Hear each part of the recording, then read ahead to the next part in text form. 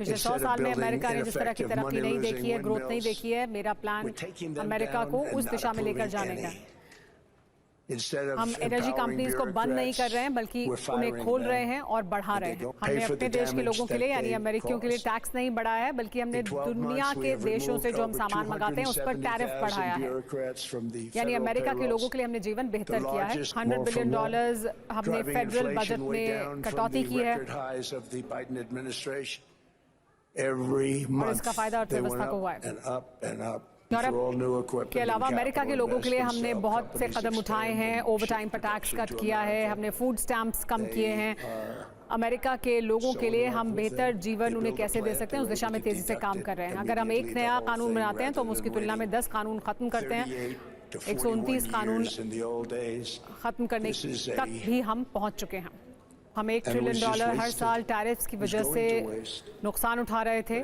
हमने trade deficit को 77% तक कम किया है। 40% तक नई फैक्ट्रियां बन रही हैं और ये और तेजी से आगे बढ़ेगा। डोनाल्ड ट्रंप बता रहे हैं कि कैसे अमेरिका की अर्थव्यवस्था बेहतर दिशा में आगे बढ़ रही है, चाहे वो प्रोडक्शन हो या फिर नई फैक्ट्रियों का बनाना हो।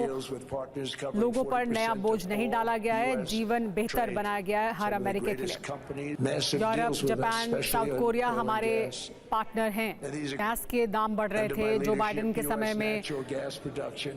गैस प्रोडक्शन हमने बढ़ाया है, अभी तक ऑल टाइम हाई पर इस वक्त पहुंच चुका है गैस प्रोडक्शन। लोग ये बार बार पूछ रहे थे कि तेल के दाम क्यों बढ़ रहे हैं। पावर प्लांट्स को बंद किया जा रहा था। हम वेनेजुएला से अकेले ही बड़ी तादाद में तेल मंगाएंगे। 50 मिलियन बैरल्स का तेल हम वेनेजुएला से लेंगे और वेनेजुएला भी ऐसे पैसे कमाने वाला है, उतने पैसे कमाने वाला है जो इससे पहले उसने कभी नहीं कमाया था। उसे बहुत फायदा होने वाला है अमेरिका के साथ व्यापार करके। पिछले 20 साल में वेनेजुएला के लोगों ने जितना पैसा नहीं कमाया वो अगले 6 महीने में कमाने वाले हैं। सारे बड़े प्लेयर्स हमारे साथ अमेरिका के साथ वेनेजुएला में काम करेंगे। हम जल्द ही, हमारा उद्देश्य है कि गैसोलीन यानी गैस पेट्रोल की कीमत हम $2 से भी कम तक लेकर जाएं। बहुत से स्टेट्स में अभी भी $2 या उसके $2.50 के आसपास गैस की कीमत है। तो हम तेजी से नए ऊर्जा के साधन खोज रहे हैं। हम उस दिशा में काम करें जिससे कि अमेरिका के लोगों के लिए तेल की दाम कम हो जाए। हम AI के क्षेत्र में दुनिया में सबसे आगे बढ़ते हुए देश के तौर पर सामने आए हैं। हम न्यूक्लियर एनर्जी के क्षेत्र में भी तेजी से आगे बढ़ रहे हैं। न्यूक्लियर एनर्जी का मैं पक्षधर नहीं था, लेकिन अब हम न्यूक्लियर एनर्जी के क्षेत्र में भी आगे बढ़ रहे हैं और वो हमें ऊर्जा सुरक्षा प्रदान कर रहा है। सबसे बड़ा स्कैम दुनिया का ग्रीन एनर्जी स्कैम था और यूरोप उस दिशा में आगे बढ़ा और इसलिए उसको नुकसान उठाना पड़ा।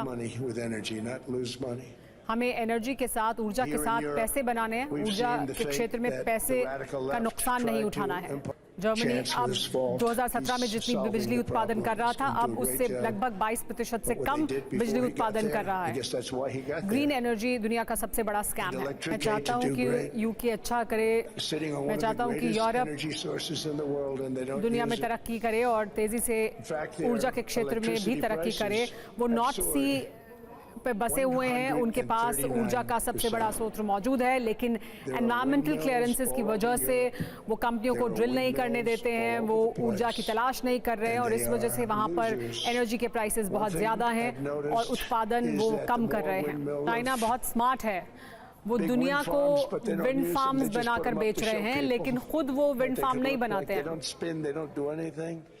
चाइना में आपको कहीं विंड फार्म दिखाई नहीं देंगे और वो दुनिया को बेच रहे हैं। बेवकूफ लोग विंड मिल्स खरीदते हैं और चाइना उन्हें बेचता है। United states of America, America Europe के लोगों की परवाह करता है, उनकी चिंता करता है।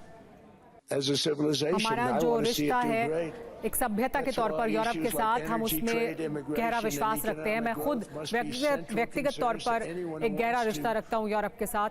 मैं एक मजबूत और एकत्र पश्चिम को देखना चाहता हूं जिसमें यूरोप हमारे साथ हो, लेकिन वो अपने लिए जो कुछ कर रहे हैं उससे वो खुद को नुकसान पहुंचा रहे हैं। हम चाहते हैं कि यूरोप मजबूत हो। These are matters of national security and perhaps no current issue ये राष्ट्रीय सुरक्षा के मुद्दे हैं